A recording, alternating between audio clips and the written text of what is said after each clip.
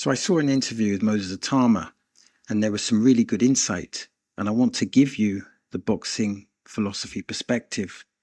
So let's open that door, and we're going to explore 7 ideas. So the first idea is that Usyk publicly anointed Itauma in a viral backstage moment. So what an accolade, getting that kind of validation from Usyk, who's considered the best heavyweight in the world. That would inflate most 24-year-old egos.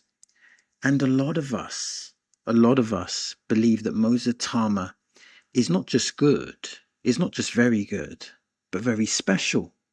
However, there's a caveat, and that caveat is that there's still a lot of work to do. The pressure is growing, and Usyk giving you that type of validation, Usyk giving you that level of respect, that's even more pressure. And figuratively speaking, Moses Atama is going to have large shoulders to try and hold up that pressure.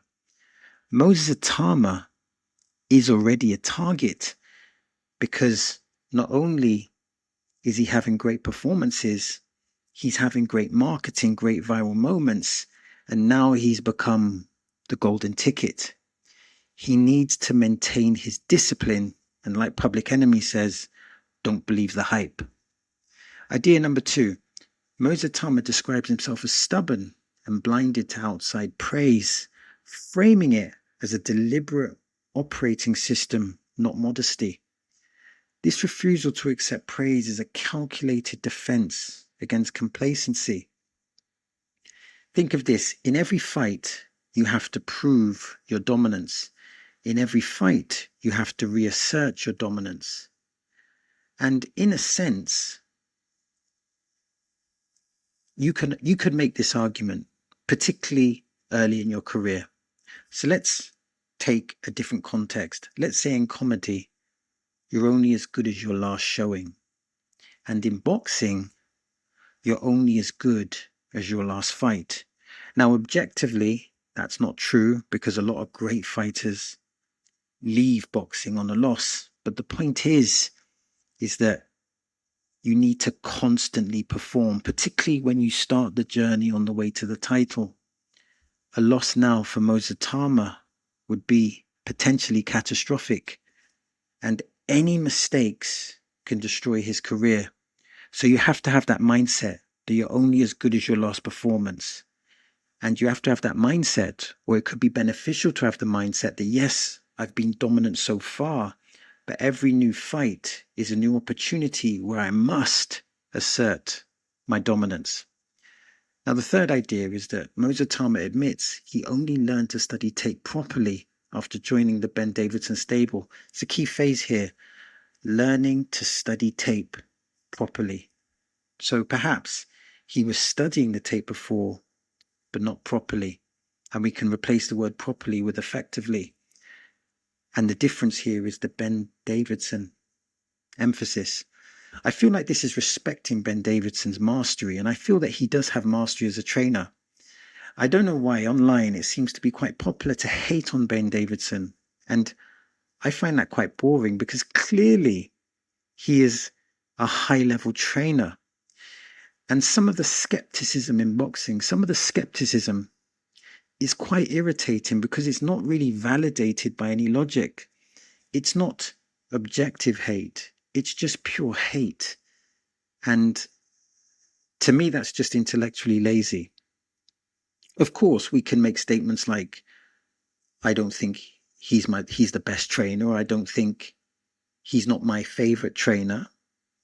But to dismiss his credentials without any form of justification, like I said, it just to me, it just means nothing. And the fourth idea is that Moses Atama, predicts a knockout on August the 29th, but frames the outcome as out of his hands. I would say this, he needs to not put further pressure on himself. Now, the Usyk validation, the Usyk moment, that's additional pressure. And the boxing writers, the boxing media are putting pressure. But if you start predicting knockouts, then you're inserting even more pressure. Now, that pressure came with a caveat. The outcome is out of his hands, but still. And it's important to remember the context of this match. Hrgović, many agree, has a poor defense. However, Hrgović has a very good chin. When he fought Daniel Dubois, he took loads of heavy punches. And yes, Daniel Dubois got the stoppage. But Daniel Dubois is considered to be a very big puncher. I believe Shane McGuigan said Daniel Dubois hit just as hard as David Haye. So if a big puncher like Daniel Dubois stops Hrgović but is unable to put him on the canvas, it might be ill-advised to start making predictions such as knockouts. I'm not saying a knockout won't happen, but it's just additional pressure. And the fifth idea is that Itauma says only fans and people outside boxing see his career as a multi-year arc. Privately, he treats every fight like his last. I feel that this is the right perspective. Now, I remember Mike Tyson, for a large portion of his career, was considered the baddest man on the planet. He came into the ring against Buster Douglas as the baddest man on the planet. But Brad, preparation, and probably other variables, that cost him. So he came in the ring as the baddest man on the planet, but he didn't leave the ring as the baddest man on the planet. The point is this, and I don't want to minimize Buster Douglas's performance because it was an absolutely sensational performance from Buster Douglas. He was elite that night, so I don't want to take anything away from him, but the point is this.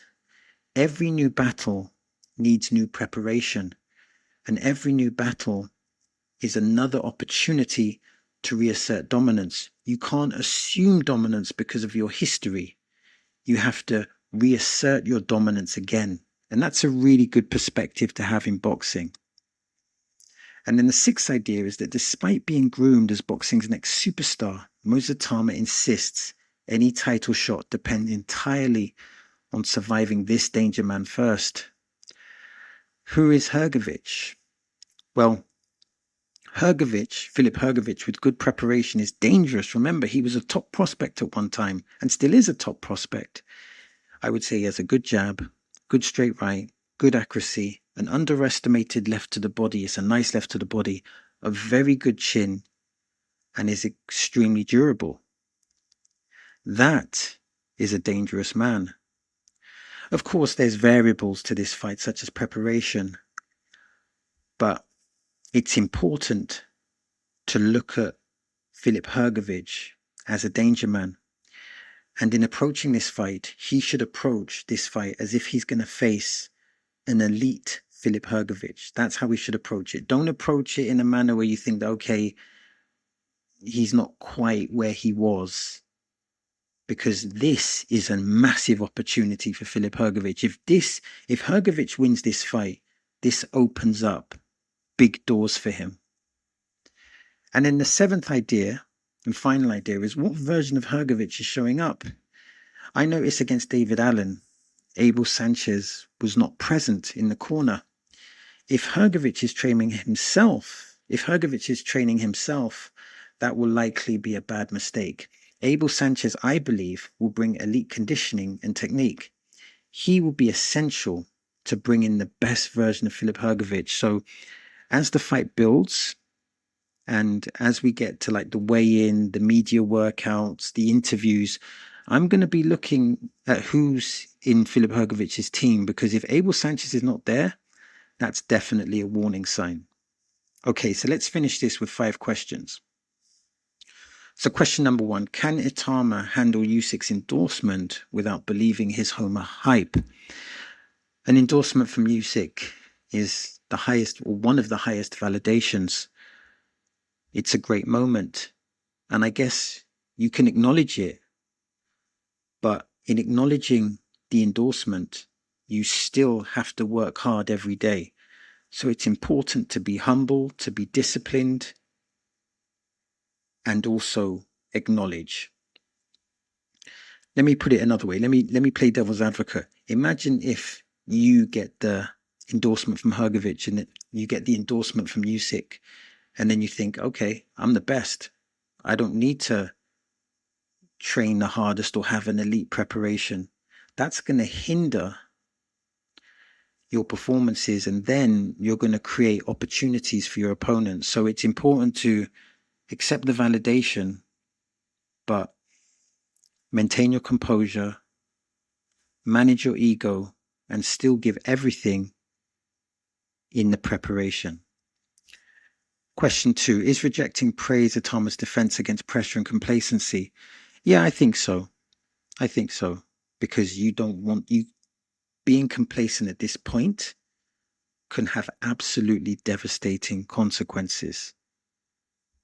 When he has quiet moments to himself, I'm pretty sure that he's proud of that embrace and that moment, but that can't impact him giving 120%.